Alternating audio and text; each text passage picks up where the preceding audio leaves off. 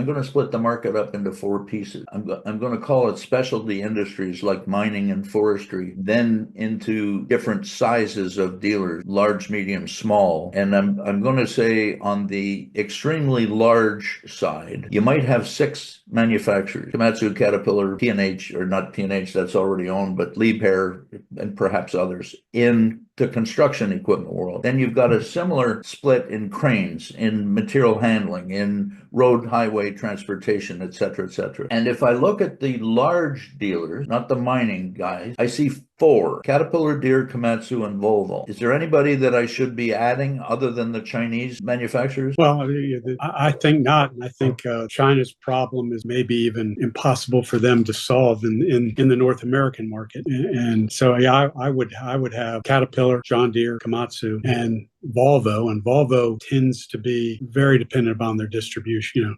Are you good? How good is your dealer? Are you weak? You don't have. And really, that's sort of the way for everybody except maybe Cat. And why is Cat different? Or how are they different?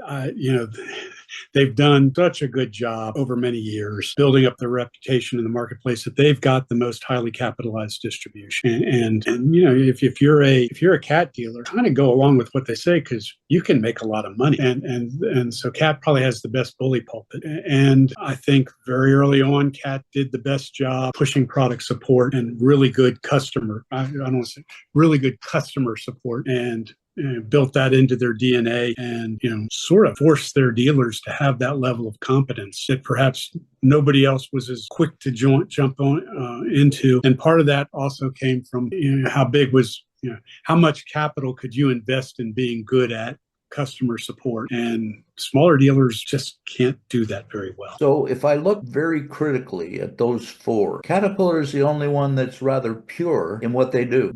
One of the things that I felt was an advantage was that every Caterpillar dealer in the world had to use Caterpillar's chart of account, which made it a whole heck of a lot easier for dealers to compare each other, Caterpillar to evaluate and audit, and for support to be applied properly. John Deere had a similar advantage, but it was agriculture. Once they got rid of International Harvester Ag, once they got rid of New Holland Ag, odds and sods of things, Deere was standing pretty much by themselves. Massey Ferguson was the last one that kind of controlled the world. Komatsu was always a tag along when it started, wasn't it? I think it was tied to, Wabco and the trucking side, and Clark and the rubber tired loader side. And am I wrong in saying it was somewhere in the 80s that Komatsu came out with everything and set up their own dealers? Is that about the right? Komatsu started setting up their own dealers actually probably about 75, Okay. but still only had dozers and crawler loaders.